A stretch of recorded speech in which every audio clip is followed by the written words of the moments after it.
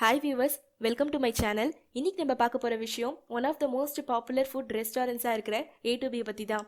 A2Bனாலே mostly எல்லாருக்கும் தெரிஞ்சிருக்கும். இன்னைக்கு கூட நீங்கள் சென்னையில் இருக்க A2B ரெஸ்டாரண்ட்ஸில் போய் பார்த்தீங்கன்னா க்யூவில் இருந்து வெயிட் பண்ணி சாப்பிட்டு போகிறவங்க கூட இருக்காங்க. ஸோ அப்படி இருக்கும் அவங்களோட quality, varieties and taste. So இப்படிப்பட்ட பாப்புலரான A2B ரெஸ்டாரண்ட்க்கு பின்னாடி ஒரு மோட்டிவேஷனலான ஸ்டோரி இருக்குது. அதை தான் நம்ம இந்த வீடியோவில் பார்க்க போகிறோம். ஸோ வாங்க வீடியோக்குள்ளே போகலாம்.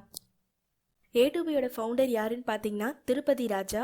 அவர் தன்னுடைய 10வது வயசுலேயே தான் சொந்த ஊரான ராஜபாளையத்தை விட்டுட்டு சென்னையில் வந்து தங்கி ஒர்க் பண்ணிட்டு இருந்தாரு.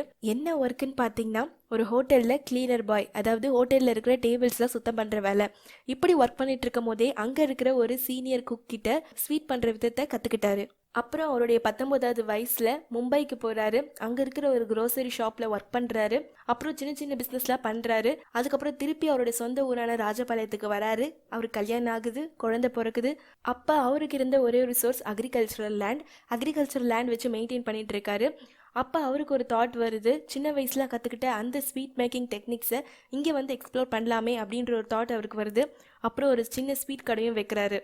இந்த ஸ்வீட் கடை ஓரளவுக்கு நல்லா ஓடினாலும் கொஞ்ச நாளுக்கு அப்புறம் அவரோட வாழ்க்கையில் மிகப்பெரிய தடைன்னு சொல்லலாம். ஒரு புயல் வந்து அவரோட அக்ரிகல்ச்சர் லேண்டெல்லாம் ஸ்பாயில் ஆகிடுது. அதே சமயம் அவரோட ஸ்வீட் கடையும் லாஸில் போயிட்டு இருந்ததுனால அவரோட ஃபேமிலி பசினாலேயும் வறுமையினாலேயும் ரொம்ப கஷ்டப்பட்டுட்டு இருந்தாங்க. அதனால ஃபேமிலியோடய சூசைட் பண்ணிக்கலாமா அப்படின்ற ஒரு நிலைமைக்கே தள்ளப்படுறாரு. ஆனால் அந்த டைமில் அவர் மனசில் நினச்சது என்னன்னா, இல்லை நம்ம வாழ்க்கையை இதோட முடிச்சுக்க கூடாது, நம்ம மனசு தளர விடக்கூடாது, நம்ம ஒரு புது ஸ்வீட் கடையை ஓப்பன் பண்ணுறோம், அந்த ஸ்வீட் கடை மூலமாக டெவலப் ஆகுறோம், நம்மள மாதிரி கஷ்டப்படுறவங்களுக்கு வேலை போட்டு கொடுக்குறோம், அவங்களுக்கு தங்கறதுக்கு ஃப்ரீயான இடமும் ஃபுட்டும் கொடுக்குறோம், அந்த அளவுக்கு நம்ம டெவலப் ஆகுறோம் அப்படின்ற ஒரு மைண்ட் செட்டோடையும் நம்பிக்கையோடையும் பெங்களூருக்கு வராரு. அங்கே ஒரு புது ஸ்வீட் கடையை ஓப்பன் பண்ணுறாரு. அப்போ அவங்களோட ஃபேமிலி ஆல்ரெடி கஷ்டத்தில் இருந்ததுனால அவங்க 2 பசங்களும் படிப்பை நிறுத்திட்டு ஃபேமிலியாக சேர்ந்து ஒர்க் பண்ண ஆரம்பித்தாங்க. கொஞ்சம் கொஞ்சமாக அவங்களோட பிஸ்னஸை டெவலப் பண்ண ஆரம்பித்தாங்க.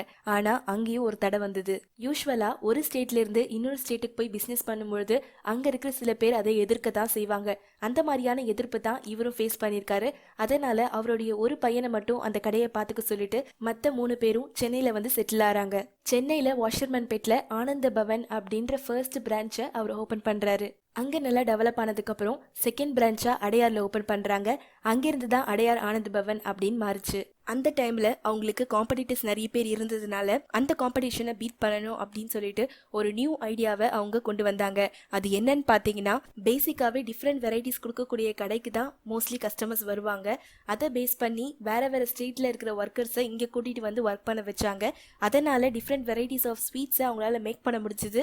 கஸ்டமர்ஸும் நிறைய பேர் வர ஆரம்பித்தாங்க. அதுக்கப்புறம் அவங்களுடைய பிஸ்னஸ் ரேப்பிடாக டெவலப் ஆக ஆரம்பிச்சது. சென்னையில், பெங்களூர்லன்ட்டு நிறைய பிரான்ச்சஸ் ஓப்பன் பண்ணாங்க. இப்போ A2B 140 பிரான்ச்சஸ் இருக்குது, including Malaysia, Singapore and US. இவங்களோட அல்டிமேட் கோல் என்னன்னு பார்த்தீங்கன்னா, நம்ம இந்தியன் நேஷனல் ஹைவேஸில் ஒரு 200 கிலோமீட்டருக்கும் ஒரு A2B பிரான்ச் இருக்கணும் அப்படின்றது தான். ஸோ எங்கேயோ ஒரு மூலையில் சாதாரணமான ஃபேமிலியை சேர்ந்தவங்க இப்போ பாப்புலரான ஒரு பிராண்டை கிரியேட் பண்ணியிருக்காங்க அப்படின்னா அவங்களுடைய ஹார்ட் ஒர்க்கும் டெடிகேஷனும் அவங்களுடைய ஃபேமிலி சப்போர்ட்டும் தான் அதுக்கு காரணம். ஸோ இந்த வீடியோவை பார்க்குற உங்களுக்கும் ஏதாவது கோல் இருந்ததுன்னா ஹார்ட் ஒர்க் பண்ணுங்கள். கண்டிப்பாக நீங்கள் அந்த கோல் அச்சீவ் பண்ணுவீங்க. பேரண்ட்ஸும் அவங்க பசங்களோட கோல் அச்சீவ் பண்ணுறதுக்காக கொஞ்சமாச்சு சப்போர்ட் பண்ணுங்கள். அப்படியே எனக்கும் கொஞ்சம் சப்போர்ட் பண்ணுங்கள் அண்ட் சப்ஸ்கிரைப் பண்ணுங்கள்.